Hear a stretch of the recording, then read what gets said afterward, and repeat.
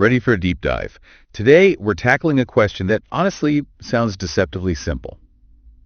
Are there any countries out there with absolutely zero trees? Ooh, I like this one already. It's one of those questions that seems like it should have a straightforward answer, but Exactly. But as with so many things in life, and especially geography, it's way more nuanced than we might think. absolutely. And the best part is we've got a fantastic mix of sources to help us uncover those nuances. Research papers, data charts, even some lively Quora debates. I know. They're a veritable buffet of tree-related knowledge. But before we get lost in the weeds, let's lay out the challenge, shall we? We're essentially on a mission to find out if there are any truly treeless nations out there. And why is this such a fascinating question, you might ask? Well, it really highlights how our assumptions about the world, like picturing entire countries as totally barren, might not always match up with reality. It's like when you see those travel brochures with endless deserts, right? You just kind of automatically assume no trees, right? Yeah. Case closed. Right. But is it really that simple? I mean, That's the million-dollar question, isn't it? yeah. And it's what led us to this Quora thread, which, by the way, is pure gold. The original question is, which country does not have a single tree? And someone confidently swoops in with the answer, Qatar. And I bet a lot of people probably read that and thought, yep, sounds right. Right. Like done and dusted. But then, There's always a but then. always, another user jumps into the comments. This person says they actually lived in Qatar, and they're quick to point out all the tree planting efforts happening there. It's a good reminder that things aren't always what they seem. It's a classic example of how personal experience can really challenge those initial assumptions, and it perfectly sets the stage for a deeper dive. Okay, so we've got a potential treeless contender in Qatar, but we've also got evidence suggesting otherwise. Before we get too far ahead of ourselves, I think we need to establish what we even mean by forest. Ah, yes, the all-important definition. And thankfully, we don't have to reinvent the wheel here. Our trusty source, the Wikipedia page for List of Countries by Forest Area, defines a forest as, and I quote, land under natural or planted stands of trees of at least 5 meters in situ. Okay, so that means things like orchards, urban parks, and gardens. Those don't count, right? Exactly. It specifically excludes trees in agricultural production systems or urban areas, which is really important Because it sets the standard for all the data we're about to unpack. Without a clear definition, we're basically just wandering around in circles. precisely. It's like trying to bake a cake without knowing what flour means. Total chaos. Right. But armed with this definition, we can actually start to sift through the data and see which countries, if any, genuinely qualify as treeless. And that's where it gets really interesting. Because even places most people imagine as completely barren, like, say, Greenland, Greenland. yeah, they actually do have some tree cover. Really? I would not have guessed that. See, this is why we do these deep dives. You never know what you're going to learn. In Greenland's case, it comes down to a low-growing species called the common juniper. Okay, so not exactly the towering redwoods we typically picture when we think forest. Exactly. But technically, still a woody plant that grows in Greenland. Which just goes to show how diverse and adaptable nature can be, and how even in the most unexpected of places. Life finds a way. So with that in mind, are you ready to meet the almost treeless 5? We're talking about the countries with the least amount of tree cover on the entire planet. I'm intrigued. Hit me with the list. Who made the cut? Drum roll, please. According to the Telegraph, citing World Bank data, 5 places supposedly have no forest whatsoever. We're talking Nauru, San Marino, Qatar, Greenland, and Gibraltar. Wow, that's a pretty diverse group of countries. Island nations, microstates, a desert nation. It's interesting to see such a range represented. It is. And to make things even more interesting, the Telegraph also lists 20 other countries with less than 1% forest cover. That's barely a sliver of trees. Wow. It really puts into perspective just how precious and, frankly, fragile Earth's forests are, and reminds us that even in places we perceive as barren, there's often more to the story than meets the eye. Speaking of more to the story, didn't one of our sources mention something about Antarctica? Antarctica, you mean the land of ice and snow? Yeah. Apparently, believe it or not, millions of years ago, it actually had extensive forests. You're kidding.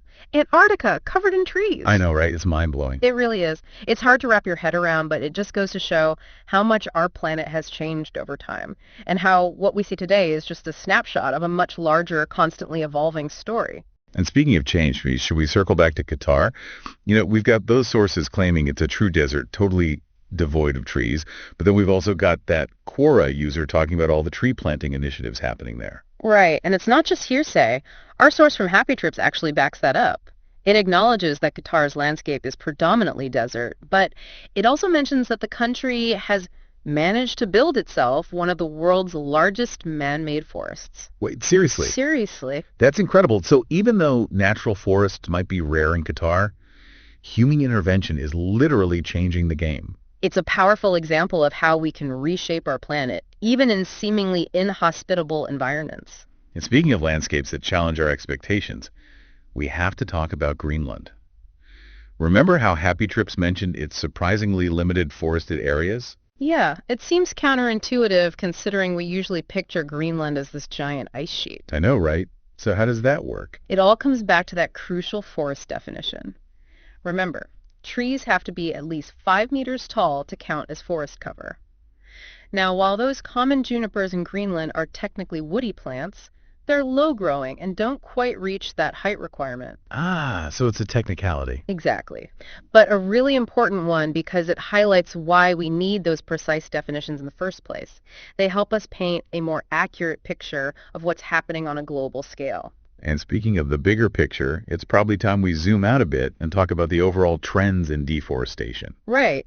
Because while finding out if any countries are truly treeless is fascinating, it's also essential to look at what's happening to forest cover worldwide. Exactly. And unfortunately, our data from our world in data shows a pretty dramatic decrease in global forest area, primarily due to, you guessed it, agriculture. It's a classic case of, I hate to say it, but humans versus nature. I know. And it begs the question, is it even possible to find a balance? That's the million-dollar question, isn't it? How do we feed a growing population while also protecting vital ecosystems like forests? It's a challenge that will continue to shape our relationship with the planet for generations to come. A challenge indeed. But before we dive headfirst into that existential crisis. We should probably save some of that for later. Exactly. But before we move on, I want to circle back to something you said earlier. You mentioned that while finding those truly treeless countries is fascinating, it's equally important to understand what's happening to forest cover globally. Precisely. We need to understand the larger context. Right. So where do we even begin to untangle all of this? What are the major factors driving deforestation around the world? Well, a good place to start is by looking at which countries have experienced the most significant tree cover loss. And lucky for us, we've got a handy top 10 list from the World Resources Institute, highlighting, you could say, the biggest losers from 2001 to 2023. Okay, so we're talking about areas where forests have really taken a hit. But is it just about the total area lost, or? Great question. The data actually gets even more granular. Not only does it list the countries, but it also breaks down the percentage of tree cover loss likely to be permanent. So we're talking about areas where realistically those forests might never fully recover. Exactly. Which makes this information even more valuable. Absolutely. Yeah. Because it tells us where we need to focus our attention, where conservation efforts are most urgently needed. 100%. And what's even more helpful is that this source goes beyond just giving us a list. It actually digs into the reasons behind the loss in each country, providing valuable context. So it's not just about how much tree cover is being lost, but why. Exactly. It's about understanding the driving forces, the complex interplay of factors contributing to this global challenge. And once we understand the why, we can start to explore potential solutions. And that's what makes this whole topic so fascinating, right? It's like this giant puzzle, and we're trying to figure out how all the pieces fit together. I couldn't agree more. It's not just about the trees themselves. It's about understanding the web of factors at play: agriculture, economics, climate change. Right, it's all connected. And speaking of connections, what's really interesting is how these factors play out differently depending on where you look. Like take Brazil, for example. A prime example of deforestation in the news, unfortunately. Exactly. And according to our research, a lot of the tree cover loss there is directly tied to commodity production. Which essentially means clearing vast tracts of land for things like cattle ranches and soybean fields. Ah, the age-old story of supply and demand. But it's not just about creating new farmland, is it? You're reading my mind. Our research also mentioned Malaysia, where a lot of the tree cover loss is actually happening within existing plantations for things like palm oil and rubber. That's a good point. It reminds us that even when land is already being used for agriculture, there can still be ongoing impacts on tree cover, especially when we're talking about crops with short harvesting cycles. So Even if a plantation looks like a lush forest from above, that constant cycle of planting, harvesting, and replanting can take a toll in the long run. It's not as simple as just sticking a tree in the ground and calling it a day. Definitely not. It highlights the need for sustainable land management practices, approaches that consider not just the immediate need, but also the long-term health and resilience of the ecosystem. Absolutely. And speaking of sustainability, let's shift gears for a moment and talk about Paraguay. Didn't they pass some kind of zero deforestation law back in 2004? They did. The goal was to protect their eastern forests, and from what I recall, it's actually been quite successful. Really? That's encouraging. It is, but there's a catch. While the law has been effective in curbing deforestation in the eastern part of the country, the Chaco region in western Paraguay hasn't fared as well. Why is that? It seems that cattle ranching is expanding rapidly in that region, leading to, you guessed it, more tree cover loss. So even within the same country, you can have two completely different trends playing out. It's almost like trying to solve a puzzle where the pieces keep changing shape. It's a great analogy, and it highlights just how challenging it can be to implement truly effective conservation policies. There's rarely a one-size-fits-all solution. Speaking of challenges, let's talk about a country that's often in the news for its efforts to combat desertification. China. They've been on a massive tree planting spree, haven't they? They have indeed. China's reforestation efforts are genuinely impressive. I mean, their tree planting campaigns since the late 1990s have been nothing short of massive, and they've definitely led to a noticeable increase in tree cover. That's what I've heard. But there was something about the types of trees they're planting. Like, it's not all good news, right? You're remembering correctly. While the increase in tree cover is undeniable, a significant portion of it is due to what we call monoculture tree plantations. Monoculture. So, like, planting vast areas with a single tree species. Precisely. Okay, so I can see how that would look good on paper, maybe even from space, but But ecologically speaking, it's not ideal. You see, monoculture plantations lack the biodiversity and resilience of natural forests. it's like comparing a perfectly manicured golf course to a wild, untamed forest.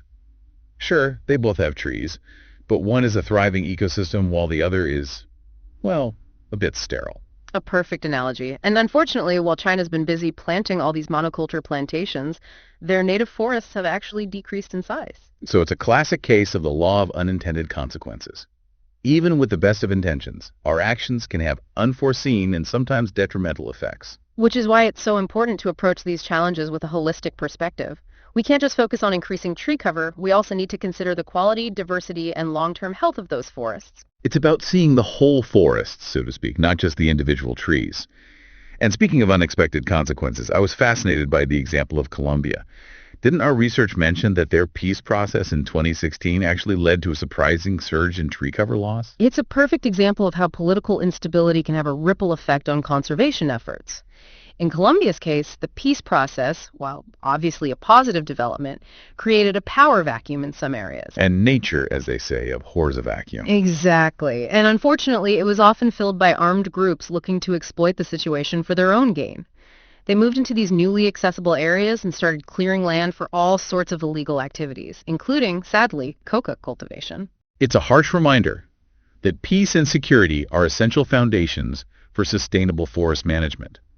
If you don't have those basic elements in place, it's incredibly difficult, if not impossible, to protect forests from exploitation. I couldn't agree more. And unfortunately, that brings us to another country that's faced its fair share of challenges. Laos. Right. They've been grappling with political instability and economic hardship for decades. They have, and those factors, coupled with a lack of resources and increasing foreign investment in agriculture, have created, you could say, a perfect storm for tree cover loss. It's like a vicious cycle, isn't it? Poverty drives people to exploit natural resources, which further degrades the environment, making it even harder to escape poverty. It's a complex web of interconnected issues, and it underscores the need for solutions that address the root causes of deforestation, not just the symptoms. Band-aid solutions simply won't cut it. Absolutely. We need systemic change. But before we get too bogged down in doom and gloom, let's remember there have been some positive developments. Absolutely. There's always hope. We talked about Indonesia earlier, for example, and how their government policies have actually led to a significant decrease in tree cover loss since 2017. Right, a true beacon of hope. Their efforts to prevent forest clearing and crack down on illegal logging are really starting to pay off. It's proof that with the right policies, strong enforcement, and a bit of political will, we can turn the tide. Absolutely. And let's not forget the small victories, like Paraguay's success in protecting its eastern forests. Every bit of progress counts. It does. But we also can't lose sight of the big picture. And according to the data from the World Resources Institute, we've got some heavy hitters in terms of total tree cover loss between 2001 and 2023. We're talking Russia, Brazil, and Canada. 3 countries with vast forest landscapes, all facing significant challenges, each with their own unique set of circumstances, but all united by the scale of the loss. That's pretty alarming when you see the numbers. Like in Russia, for example, nearly 3/4 of the tree cover loss is linked to wildfires, with forestry activities accounting for most of the rest. And these aren't your average run-of-the-mill forest fires. We're talking about mega fires fueled by climate change that are becoming more frequent, more intense, and far more destructive. It's like this terrifying feedback loop, right? Climate change makes the fires worse, and then those fires release even more carbon into the atmosphere, which in turn fuels further warming. Exactly. It's a vicious cycle that we desperately need to break. And it's not just a problem for the future. We're seeing the devastating consequences right now. Yeah. Remember those apocalyptic wildfires that ravaged Australia in 2019 and 2020? How could we forget? The images were just heartbreaking. They were, and the impact was staggering. Those fires alone released an estimated 400 million tons of carbon dioxide into the atmosphere. 400 million tons. I don't even know what to compare that to. To put it into perspective, that's roughly equivalent to the annual emissions of the entire United Kingdom. Oh, wow. Okay, that puts it into perspective. It's Right. mind-boggling. And if those numbers aren't enough to keep you up at night, the situation in Brazil certainly will. Yes, the ongoing deforestation in the Amazon is a major concern. Our research points to commodity production as the main driver there, specifically clearing land for cattle ranching and soybean cultivation. It's a familiar story, but no less disheartening. It's a complex issue with a long and complicated history. But one thing's for sure, the relentless expansion of cattle ranching and soybean production has had a devastating impact on the Amazon rainforest. And it's not just about the trees themselves, right? It's about the incredible biodiversity that's being lost, the indigenous communities whose lives are being upended, and the global climate implications. It's a tragedy on multiple levels. And while there were some positive trends in the early 2000s, the decline in tree cover loss, thanks to stricter law enforcement and supply chain interventions, those gains have sadly been eroding in recent years. It's so frustrating because it shows that progress is possible. But it takes sustained effort, political will, and a global commitment to change. It really does. Speaking of global commitment, what about Canada? They're usually seen as a leader in environmental protection, so what's driving their tree cover loss? Well, similar to Russia, wildfires are the main culprit in Canada, particularly in the northern parts of the country. So climate change is rearing its ugly head again. It's a major factor, unfortunately. Climate change is making those fires more intense, harder to control, and far more destructive. And it's only going to get worse as temperatures continue to rise. It's a sobering thought. But it's interesting because in both Russia and Canada, forestry is also listed as a significant contributor to tree cover loss. Now, I get that large-scale clear-cutting is obviously bad news, but isn't there more to the story? You're right to question that. It's not always as straightforward as it seems. Take the United States, for instance, another country high on the list for total tree cover loss.